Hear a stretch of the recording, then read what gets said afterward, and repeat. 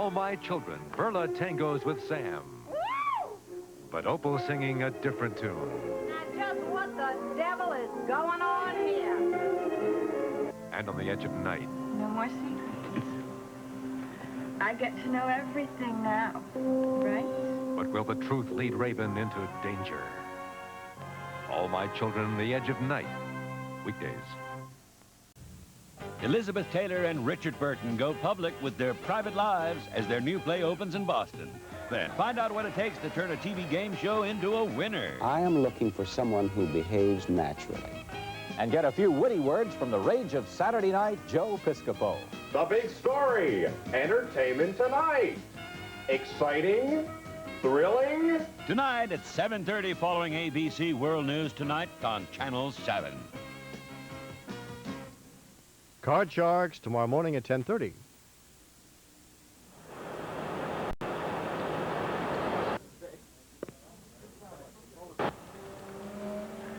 Well, we're on our way. So brace yourself, my darling, because what I'm about to tell you might put you into a tailspin. Good. I want it all. Well, the first thing I think you should know is that this whole project started with your late husband, Jefferson Brown. You're kidding. Now, wait a minute. I remember Damien Tyler told me that Jefferson Brown had stole some vital documents. Yes, the detective was right. Brown did steal some vital documents, but he was able to cover his tracks by blaming his employer. Tyler's father, Fowler Wilcox. When Jefferson Brown went to Dr. Bryson's clinic to have his facial surgery, he had the document with him, and he was prepared to sell it. And you bought it? Yes. Or rather, I sent somebody to buy it for me. An agent with an impeccable reputation who used the pseudonym Constantine. Right, you told me about him. But Constantine's reputation took quite a dive in my eyes when the document never showed up. So that's why I arranged the meeting on the island of St. Eleanor. I came to my...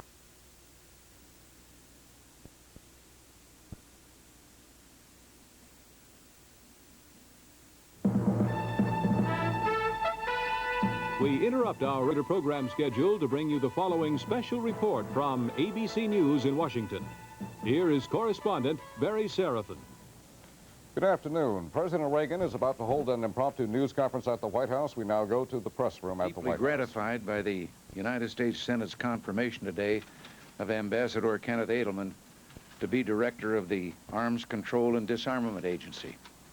It's my earnest hope that this positive step will mark the beginning of a new bipartisan consensus on the vital issue of nuclear arms reduction.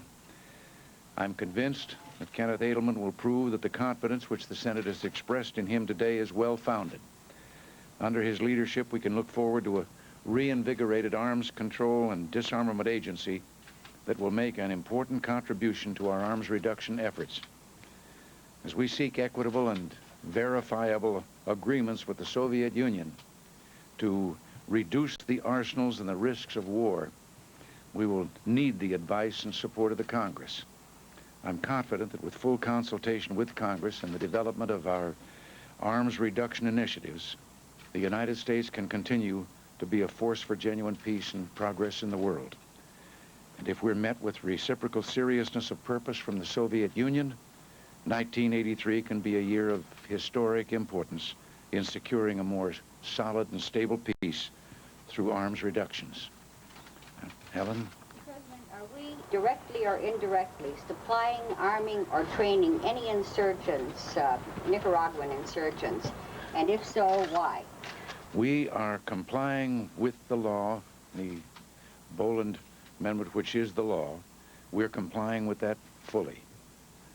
And Does that mean we are not arming or supplying any of the dissidents along the border, the Honduran border? I am not going to get it. I could not and would not possibly talk about such things, but may I point out that this whole controversy over Nicaragua is ignoring some realities. That the Nicaraguan government is a revolutionary government that took power by force, but with the promise of democratic elections, none of which have taken place. And all of this was under the previous administration. The previous administration, however, did recognize this government of Nicaragua, sought to help it with considerable financial aid, and withdrew that aid long before we were here, when it became apparent that the government had become completely Marxist, had turned away and thrown out some of the democratic groups that had supported them and fought with them in the revolution to bring democracy to Nicaragua, and were then no longer a part of the government.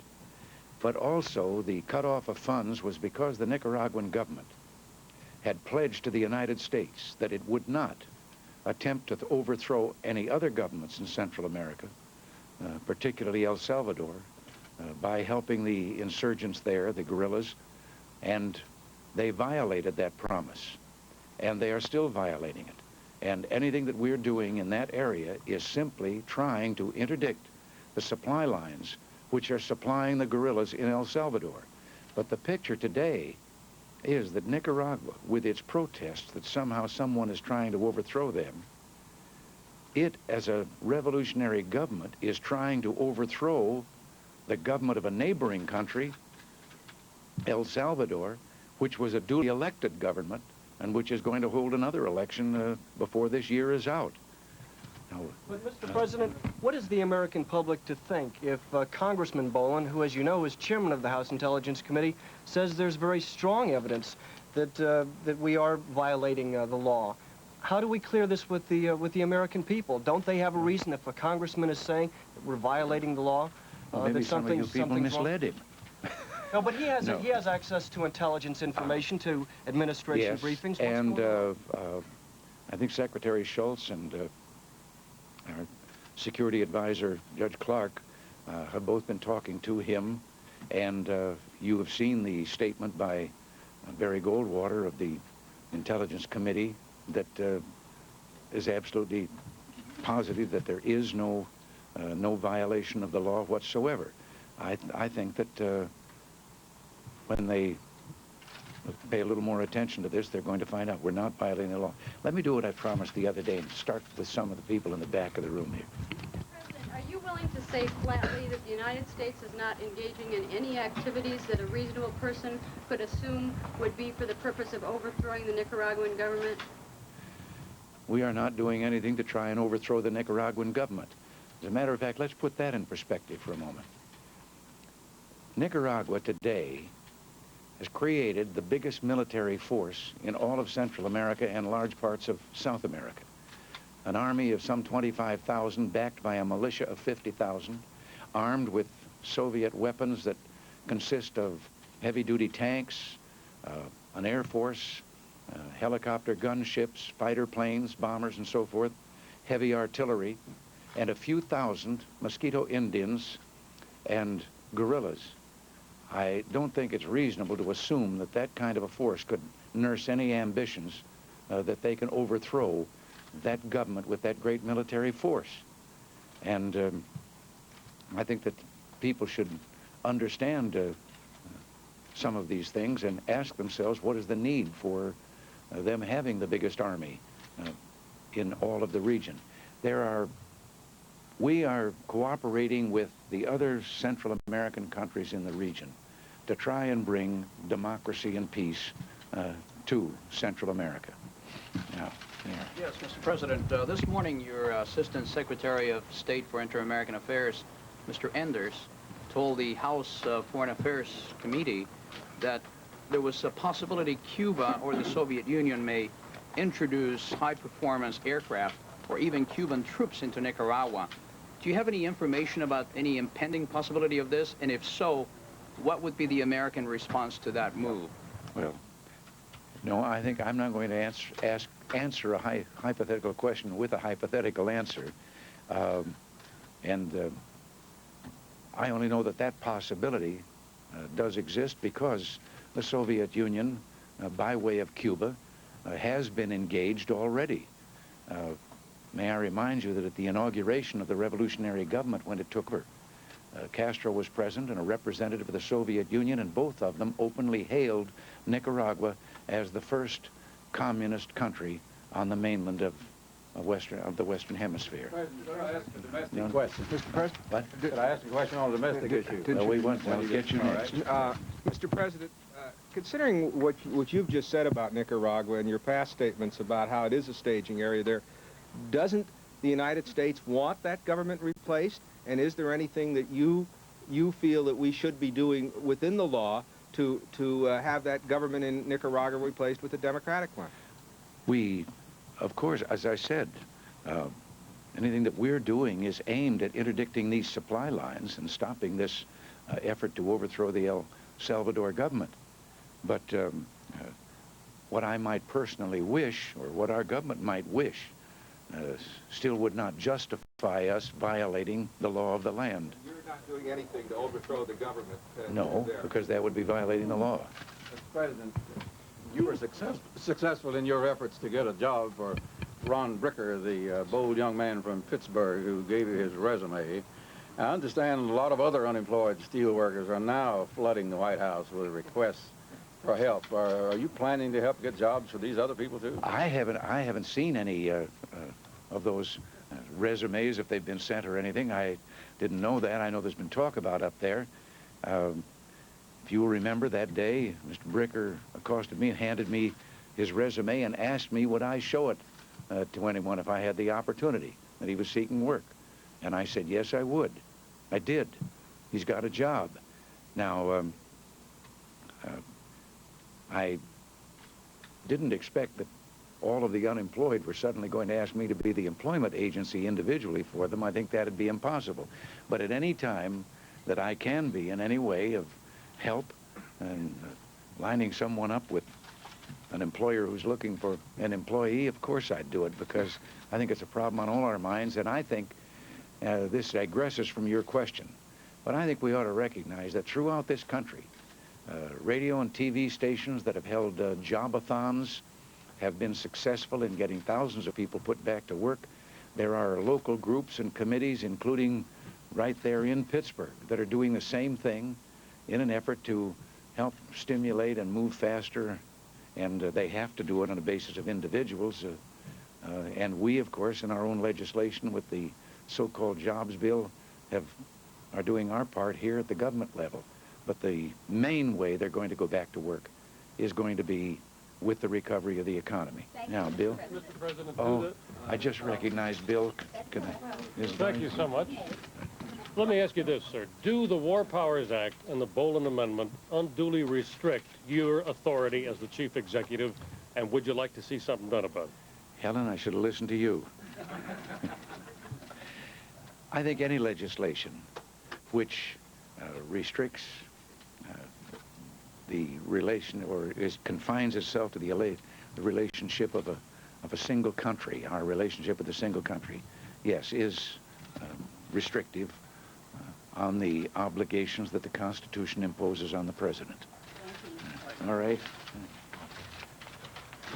Mr. President. Well, that winds up this brief news conference by President Reagan at the White House. The President came before the cameras today principally because the Senate earlier today had confirmed Kenneth Edelman as the new director of the Arms Control and Disarmament Agency. That was a very controversial nomination, which has produced a lot of stormy Senate hearings over the past 3 months. The President said he was deeply gratified by the Senate's vote and said that the Arms Control and Disarmament Agency will be reinvigorated by Mr. Edelman's presence. Most of the reporters today wanted to talk about a different arms question, however. They wanted to know whether the United States was supplying arms to dissident Nicaraguan guerrillas in light of a law which would seem to prohibit that sort of thing. The President insisted he was complying fully with the law, although he did indicate that the law was, in his opinion, too restrictive. He indicated that the United States was trying to interdict supply lines, but said we are not trying to do anything that would overthrow the Nicaraguan government. On the other hand, he accused Nicaragua of trying to overthrow the government of El Salvador. So that's a summary, in case you tuned in late, some of the highlights of what President Reagan had to say in today's news conference. This is Barry Seraphin in Washington. This special report has come to you from ABC News in Washington. We now resume our regular program schedule.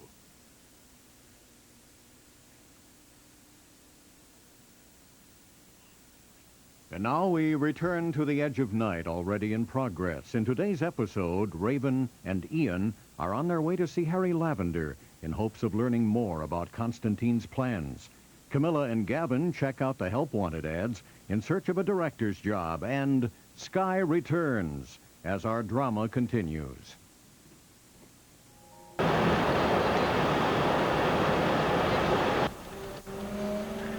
Well, we're on our way. So brace yourself, my darling, because what I'm about to tell you might put you into a tailspin. Good. I want it all.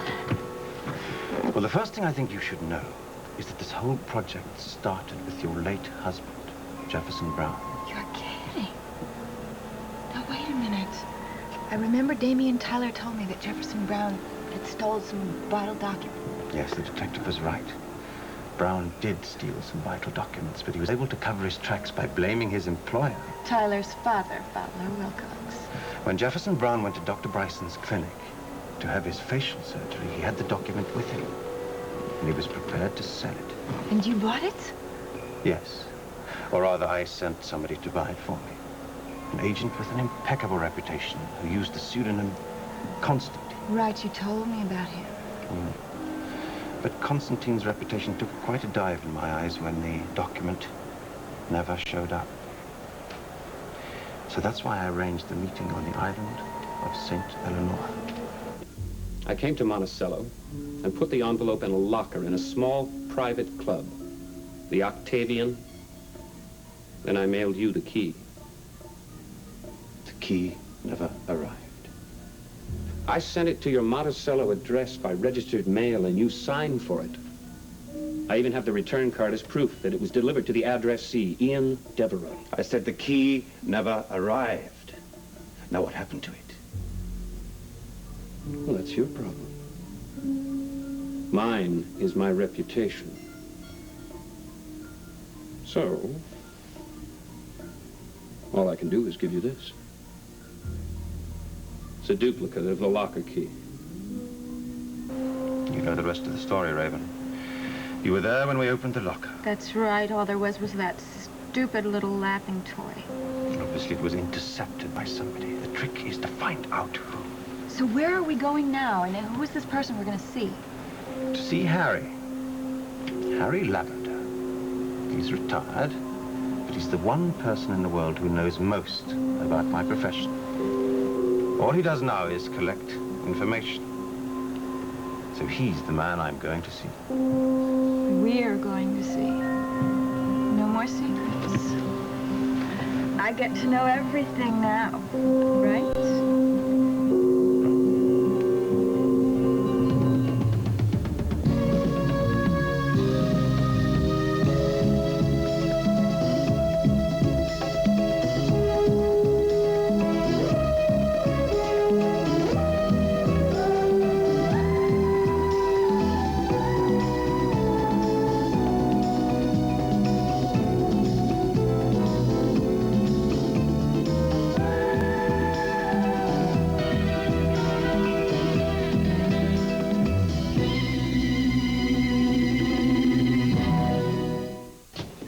All right.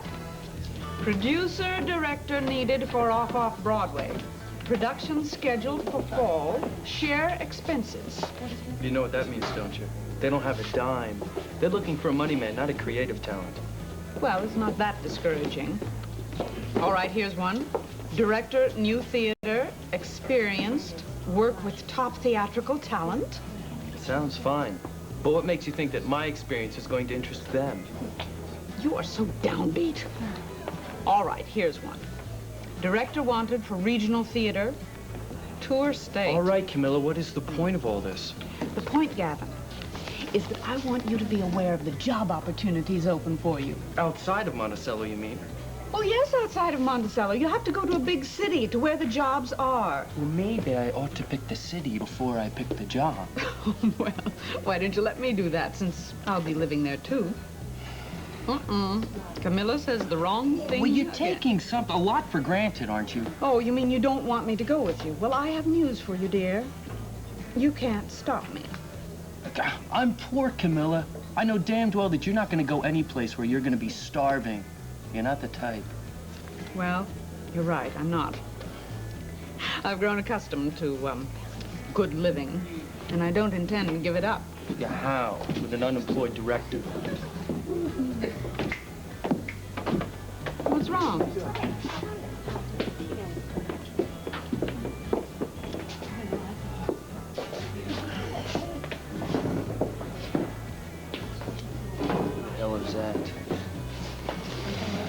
Ingenue enters stage left, and my, she isn't alone. Who is it? Who is it? How should I know? He's attractive, whoever he is, in an animal sort of way. I guess Jody wants a change from your wonderful spirituality, darling. Look, she's allowed to see whoever she wants. I don't have any control over her. Obviously not. Well, what do you want to eat? Nothing looks very good. Your appetite walked out when they walked in? Look, I didn't have much of an appetite to start with. Maybe you should go ahead and eat. Oh, no, you're not going to do that to me. I mean, you sit here while I eat? Not just because the place got a little too crowded for you. Look, I am not going to enjoy being here. Is that plain enough for you? Check, please. All right. I have another solution. Yeah, what? Go to another restaurant? Thank you. Thank you. Thank you. How about Chez Devereaux? Quiet little bistro? To be all to ourselves? No, I don't want you to start cooking. Cooking? For heaven's sake. We'll pick up something on the way home and have a little feast, private, to ourselves. All right, let's go now. Yes, sir.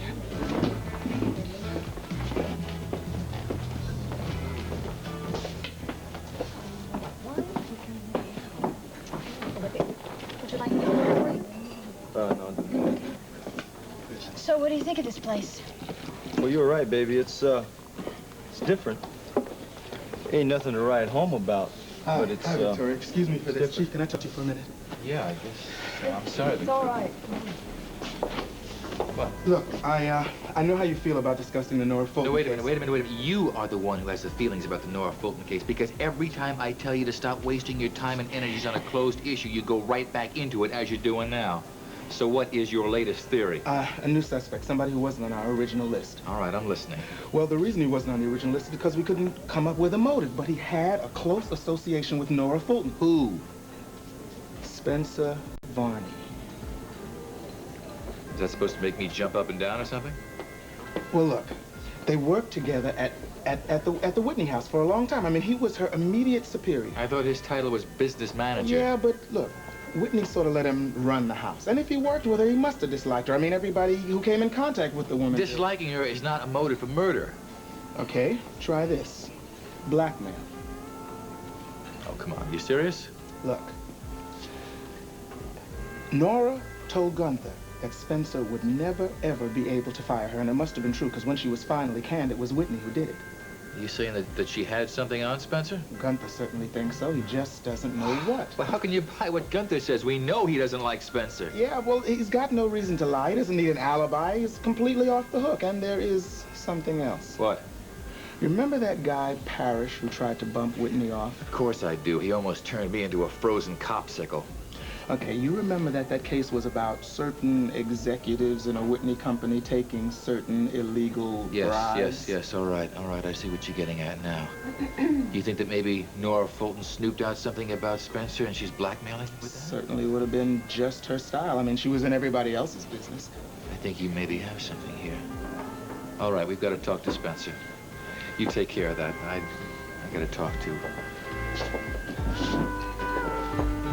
It's your loss, Mr. Haggerty. You'll never get a price like this again. Well, no, if you ask me, I think it would have been worthwhile to take some market losses to raise the cash. No, I'm afraid that's out of the question. Mr. Whitney made it very clear, no paper unless it's paper money. Of course I will. Thank you. Hello, Spence. Hello, Sky. You are back a lot sooner than I expected. Yeah, I decided to come back early. I was too tired. As a matter of fact, in the islands, I felt like I aged 20 years. decided to come back early to see how the liquidation process was coming. You could have phoned. I would have given you a complete report. Yeah. I prefer seeing the reports myself, Spencer. All right, as you can see, everything is running fine. You're only one deal away from being totally liquid. In fact, we almost had that deal until a few minutes ago. Mr. Joe Haggerty backed out. Haggerty? Haggerty, the publisher? Mm-hmm. I thought he would snap up the station like a hungry shark, especially at the price that I offered him, but it meant raising too much cash, so he couldn't do it. So I still own a TV station? And a theater, for that matter, but that is shut down, so it's really not costing you anything. Well, is there anybody interested in buying that? I have a fairly good list, yes. Good. Jump on it. I need the cash. I remember a time when you were so determined about buying that station. It was going to be your new power base, as I recall. Yeah, well, there's only one power in this world, Spencer, and that is money. Money that you can see, money that you can touch, money that you can hold. You never thought that way before. Yeah, well, I didn't know it before. I do now. If you can't see it, if it's not there, it doesn't matter with a damn. Tell me something, Sky, although you probably won't. Try me. I'm tired and I'm vulnerable. What are you going to buy with all this cash? Nothing. Nothing. I'm just going to get the cash, put it in a big pile, maybe stuff a mattress with it, jump up and down, have fun with it, play Sky, with does this liquidation process have anything to do with all your little trips to Washington, the Caribbean? What makes you think I was in the Caribbean? The tags on your luggage? Oh, yeah. Well, I decided to take a few days and go down to an island. You didn't get much of a tan. I stayed out of the sun. You know, the thought occurred to me that maybe you were going to buy an island, spend the rest of your life there, lead the good life. No, Spencer, I just went down to visit an old friend. It was Harry Lavender who first introduced me to the Caribbean. He's always had a house on one island or another for practical reasons. What do you mean by that? Well, in his business, or rather, my business, one must be able to move quickly, especially from one country to the next. You see, in this part of the world, all you need is a small plane to enable you to fly between one flag and another. And he lives on St. Andrews? Oh, Harry doesn't travel much anymore. He's retired, or so he says. Are you telling me that he's still a spy? Well, not exactly. He runs a sort of information service for his former colleagues. And you think that he might have the phone book? Well, he was the one who told me that your husband had stolen the document. He was the one who recommended Constantine to me. And if there's one person who can tell me what's gone wrong with this entire transaction, I'm hoping it's Harry.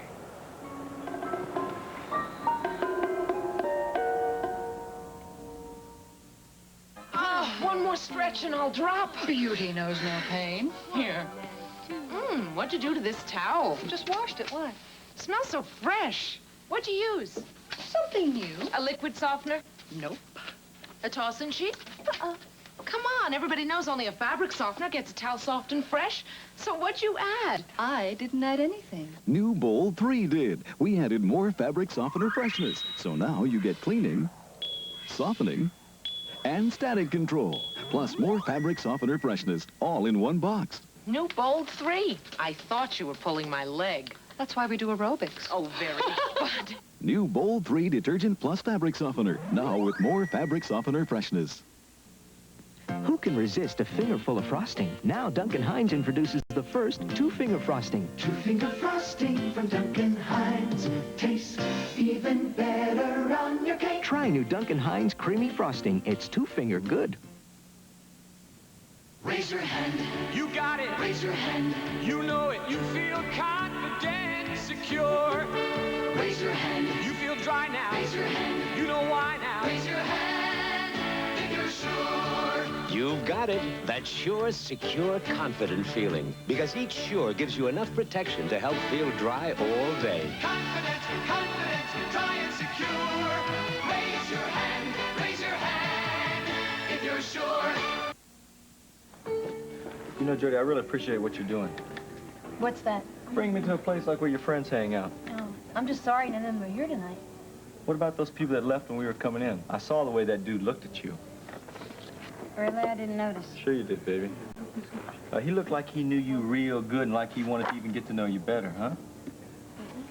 Well, I know him. His name is Gavin Wiley. Wiley? Why does that sound familiar? Well, maybe because he's a theatrical producer and director. Oh, he looked young, a little light in his loafers to be doing something like that. Well, maybe so, but that's his job just the same. He runs the Whitney Theater, do you know it? Yeah, I pass it every night on the way to the video disco. It's closed now, though. No, they're just in between productions. Nah, baby, they got these locks, bolts, chains, you understand? Catch my drift? Closed. That can't be true. Yeah, they got these big iron gates with this big sign that says for sale.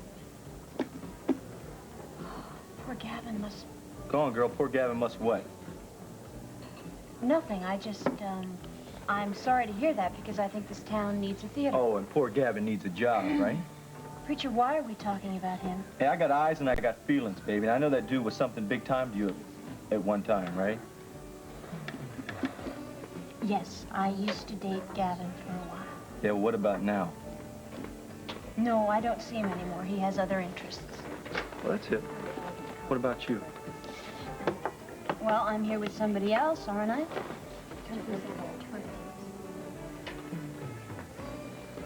You, digging on me, Jody? Huh? Yeah, I guess. Why else would I be here? Well, I just want to be sure because last time you made a move for me, it was for the benefit of your brother-in-law, not old Preacher. Remember you tried to pin that beating rap on me? I know, Preacher, but that's in the past, so why don't we just forget about it, okay? Fine. I just want to make sure that you and I are starting from the get-go. All right? Okay, we are. So let's just leave the past behind us and go on. Where to, babe? Just tell me. Huh? Just... Well, I don't know. I live in the present. How about you? Really? Well, why don't you, present me with a big kiss?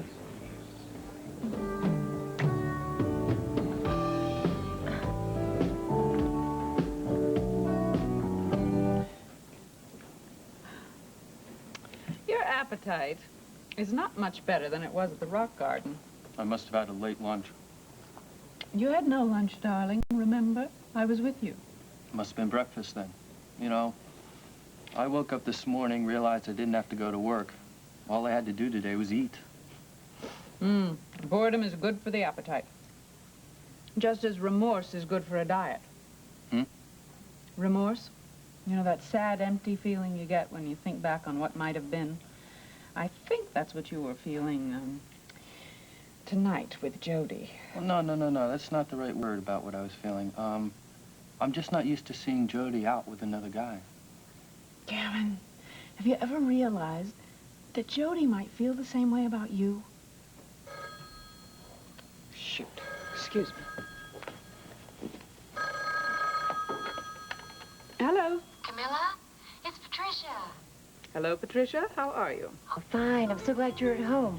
Listen, do you have any plans for dinner tonight? As a matter of fact, we are right in the middle of it. Oh, I'm sorry. I didn't mean to interrupt you. Did you say we? My friend Gavin and I are having a sumptuous Chinese feast here at home.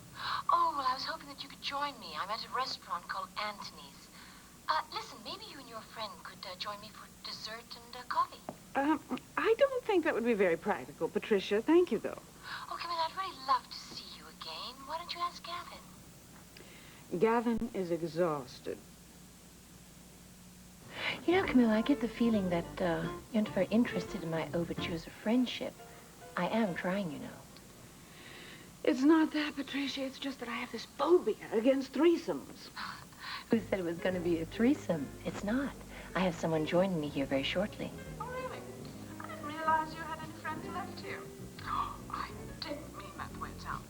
No. You're quite right. I don't have any old friends. Except you, darling. No, this is someone I met quite recently. His name is Richard Scanlon, and I'm sure that you'll enjoy meeting him. Well, I'd like to meet him, Patricia, but perhaps some other time. I hope you have a pleasant dinner. Richard, you're late again. Tricia, I am sorry. Business problems, as usual. Forgive me.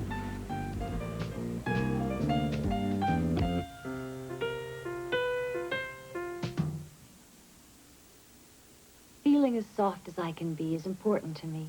So I look into what I use on my skin. And when I chose Johnson's baby powder from Johnson & Johnson, first I did this test. Johnson's is so much softer and silkier than any other powder. You really can feel the difference. If being your softest means as much to you as it does to me, don't settle for less than the softest powder. Johnson's baby powder. Because don't you want to be as soft as you can be? Was no bargain at all. Ellen Peacock bought a bargain brand baby shampoo. I thought it was going to be just as gentle as Johnson's baby shampoo. I used it, and it was a fiasco. It stung my baby's eyes, and he cried. They may say baby shampoo, but many bargain brands sting, irritate eyes. Only Johnson says no more tears. Johnson's is no more tears. You feel good as a mother using it. I won't buy anything else.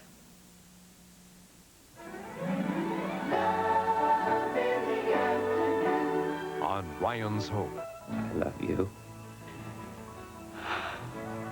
I'm having a little trouble standing up. Jack's confession catches Lee off guard. Ryan's Home.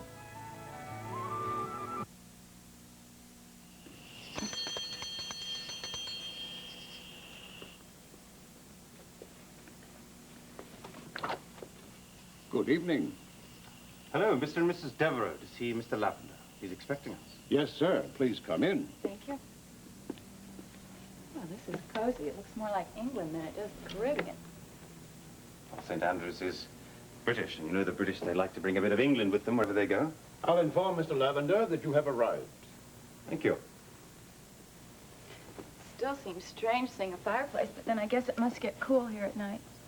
If I know Harry, he'd have a fire going, even if it was 90 degrees. I see he's still keen on chess. Yes, but he's old-fashioned. He doesn't have a computer. Harry and I have had a sort of a tournament going for years. If we can't meet over a chess table, we play by correspondence. That must have taken off a long time. One game lasted for nearly a year. Oh, yeah? Who won? Well, I did. But then I always do. Oh, you're so vain. But it's a fact. Harry's a brilliant man in many ways, but he hasn't the slightest idea how to play chess. So you always beat him? Well, I don't recall ever losing to Harry. Poor chap. He always seemed to make one blunder after another. Don't make a move, Devereux.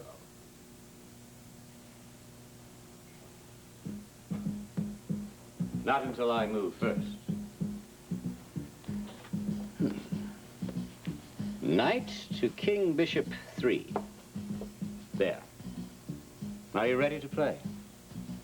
Not until I've had a drink. And not until you've met my bride. Oh, yes. I was delighted to hear that you'd married again. I thought you'd lost your nerve. Raven, meet Harry Lavender. Harry, my wife, Raven. Good Lord. Hello. She's stunning, Ian. Absolutely stunning.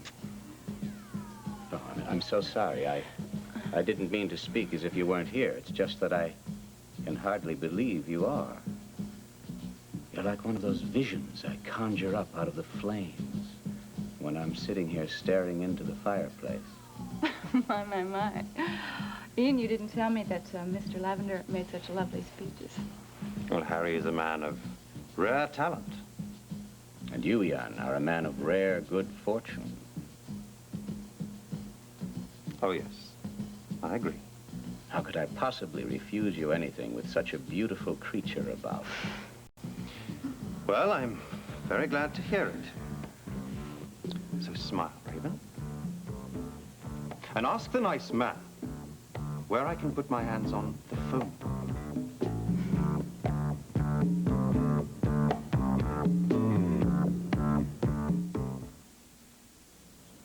You did it, you did it. You're gonna get it. We make Cheerios low in sugar. Kids make Cheerios #1. You did it. You betcha. Toasty oat goodness is what we've got. 1 gram of sugar, not a lot. I'm glad Cheerios is their favorite cereal. These tasty toasted oats have been part of our good breakfast for years. You did it. We make Cheerios low in sugar. Kids make Cheerios #1. We did it!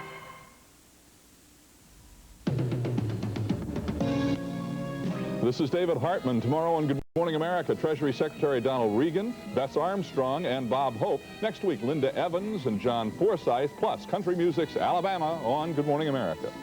Tonight, following Benson, Monroe's secret love goes public on Too Close for Comfort. Then Sam slapped with a lawsuit when Mama's dessert proves to be a hard act to swallow on It Takes Two.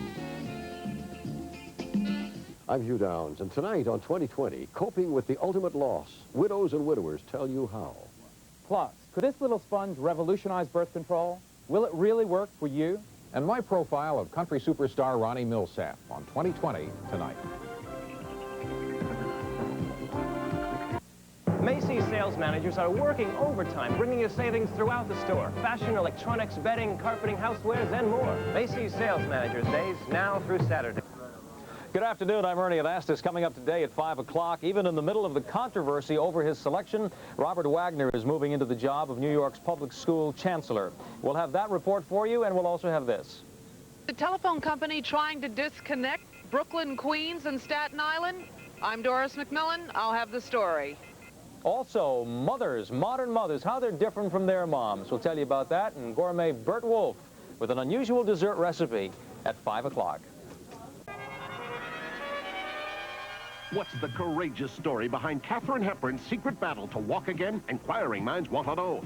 I want to know. Has George C. Scott drafted Allie as a romantic ally? This week's National Enquirer tells you. How can Billy Graham change you from lonely to loved? Can you give in to chocolate desserts without giving up your diet?